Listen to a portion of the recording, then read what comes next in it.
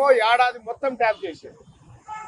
ఇంకో నెంబర్ వచ్చేసి 31/7/2023 నుంచి సెప్టెంబర్ అంటే 10 దాదాపు 3 నెలల పాటు ఇంకో ఫోన్ ట్యాప్ చేసిండు. కరెక్ట్ గా ఎన్నికల సమయం వరకు ట్యాప్ చేసిండు. ఇట్లా దీనికి కారణాలు ఏంటంటే అప్పట్లో ప్రభుత్వ నిర్ణయాలకు వ్యతిరేకంగా మేము పోరాటం చేస్తున్నాం కాబట్టి ప్రజల పక్షాన పోరాడుతున్నందుకు మా ఫోన్లని ట్యాప్ చేయడం జరిగింది. నాదే కాదు, నా చుట్టుపక్కల ఉన్నటువంటి నా వాళ్ళే కూడా అందరి ఫోన్లు కూడా ట్యాప్ చేయడం జరిగింది. వీళ్ళు ఎక్కడ పోతున్నారు, ఏం చేస్తున్నారు అనేటువంటి ఇన్ఫర్మేషన్ గ్యాదర్ చేసి పనిచేసినారు. నేను ఒకటే అడుగుతా ఉన్నా, నిజంగా ఈ రాష్ట్ర ప్రభుత్వం ప్రజలకు ఎక్కడికి వచ్చే పనులే చేసినంటే ప్రజల ఫోన్లు ట్యాప్ చేయాల్సినటువంటి అవసరం ఏమొచ్చింది?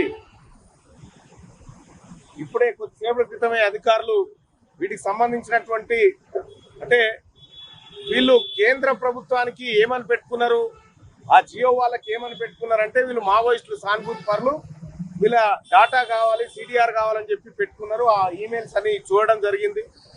అలాగే అధికారులు వాళ్ళకు ఉన్నటువంటి సమాచారం ప్రకారం కొన్ని ప్రశ్నలు అడగడం జరిగింది. అవి దాదాపుగా టాలీ అయినాయి. నేను గతంలో ఏ అంశాలు ఈ ట్యాపింగ్ కు దారి తీసిన, ఏ అంశాలు మీకు అనుమానాలు కలిగినాయి అంటే ఆ వివరాలన్నీ అందించడం జరిగింది.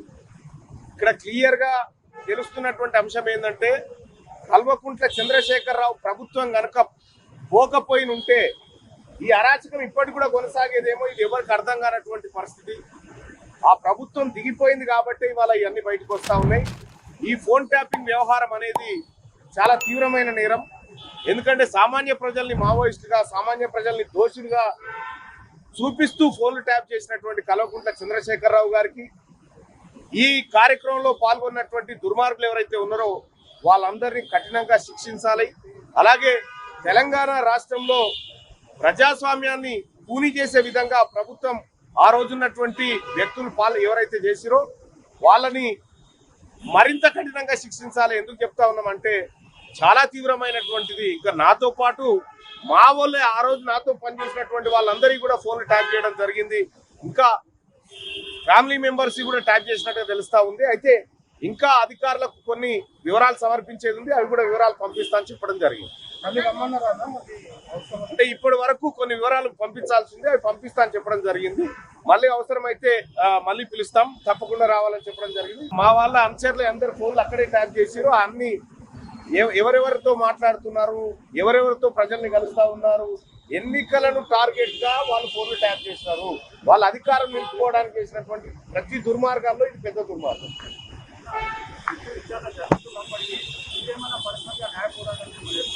తప్పకుండా వెళ్తాం, తప్పకుండా. ఎందుకంటే మా వ్యక్తిగత హక్కులను హరించినటువంటి కల్వకుంట్ల చంద్రశేఖరరావు కుటుంబం మీద ఆ రోజున్నటువంటి అధికారుల మీద ఖచ్చితంగా చర్యలకు మేము న్యాయస్థానాలను కూడా ఆశ్రయిస్తాం. ఒకటి ఇది ఒక ఆయన బాధితుడే, నా లెక్క ముఖ్యమంత్రి రేవంత్ రెడ్డి గారు కూడా బాధితుడే. ఆయన ఫోన్లు ట్యాప్ అయినాయి, మా ఫోన్లు ట్యాప్ అయినాయి, అన్ని ఫోన్లు ట్యాప్ అయినాయి. అప్పుడు నేను ఒకటి ఏమంటున్నా అంటే ఇది చాలా తీవ్రమైన నేరం. దీన్ని తీవ్రంగా పరిగణించి దీన్ని త్వరగా ఇంకా అవసరమైతే సిబ్బందిని పెంచైనా సరే ఈ దోషులను కఠినంగా శిక్షించాలి. వీళ్ళను చట్టం ముందు దోషులుగా నిలబెట్టాలి. ప్రజలకు భరోసా రావాలి. గత ప్రభుత్వం చేసిన దుర్మార్గాలు ఈసారి జరగవు, ఈ ప్రభుత్వంలో జరగదు, ఈ ప్రభుత్వంలో ప్రజాస్వామ్యం పరిడవిల్తుంది అనేటువంటి సంకేతం ప్రజలకు పోవాలి. అది ముఖ్యమంత్రి గారు చెప్పాలి. డైరెక్ట్ గా ప్రెస్ కాన్ఫరెన్స్ పెట్టే దమ్ము లేదు, డైరెక్ట్ గా ఆధారాలు ప్రజల ముందు పెట్టే దమ్ము లేదు. ఏముందో విషయం ఎవరికి తెలియదు. పోలీస్ రిమాండ్ లో ఉన్న వాళ్ళకి కూడా ఫోన్లకు వెళ్ళి మీకు లీకులు వస్తాయి. ఈయన లీకు వీరుడు. మరి ఈ లీకు వీరుడు ఏదో కష్టపడి నా క్యారెక్టర్ అసాసినేషన్ చేయాలనే ప్రయత్నంలో చాలా బలంగా ఉన్నాడు. ఎవరో హీరోయిన్లను నేను బెదిరించిన అంటది ఆ మంత్రి. ఆమెకు నెత్తుందా లేదా నాకు తెలియదు. నాకు అంత కర్మ ఏంది, నాకు ఈ దిక్కుమాలిన పనులు చేయాల్సిన పరిస్థితి ఏంది, నాకు ఎలాంటి ఫోన్ ట్యాపింగ్ వ్యవహారంతో నాకు ఎలాంటి సంబంధము లేదు. ఈ అడ్డమైన మాటలు ఎవరైనా మాట్లాడితే, చెత్త మాటలు ఎవరైనా మాట్లాడితే వారు మంత్రి అయినా ముఖ్యమంత్రి అయినా తాట తీస్తాము, లీగల్గానే చూసుకుంటాం. తాట తీస్తామంటే మళ్ళీ మీరు ఇదే యూట్యూబ్లో తమ్మునీళ్ళు పెట్టి తాట తీస్తామన్నాడు, ఈయనకు అహంకారం ఎక్కువ అని చూపెట్టకూరి. అది వినండి, తొందరపడకండి. తప్పకుండా లీగల్గానే ఎదుర్కొంటాం, న్యాయపరంగానే ఎదుర్కొంటాం. మాకు ఎవరిని బెదిరించాల్సిన అవసరం కానీ ప్రభుత్వం నా ఫోన్ ట్యాపింగ్ చేస్తుంది, మరి అది వాస్తవమా కాదా తీ బయటికి తీ, విచారణ గ్యాంబిట్ పెంచు, ఆనాడు అధికారులందరినీ పిలిపి, రిటైర్డ్ ఉన్న వాళ్ళందరినీ పిలిపి, నీ కాంగ్రెస్ ప్రభుత్వం ఫోన్ ట్యాపింగ్ చేసిందా లేదా చూద్దాం. ఇంకోటి బ్రదర్, మీరు మర్చిపోయినట్టున్నారు, నేను మర్చిపోలేదు. నాకే ఐఫోన్ వాళ్ళు, యాపిల్ వాళ్ళు మెసేజ్ పంపినారు, నీ ఫోన్ సర్వేలెన్స్లో ఉంది అంటే. నేను దాని స్క్రీన్ షాట్ కూడా మీరు చూసుకోండి కావాలంటే, ట్విట్టర్లో అప్పుడే పెట్టినా.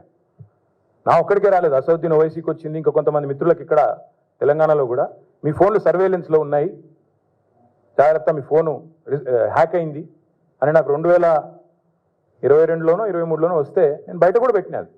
కాబట్టి ఎవరు ఫోన్లు ట్యాప్ అయినాయి, ఎవరు చేసిండ్రు, ఇవన్నీ కూడా నాకేం భయం లేదు.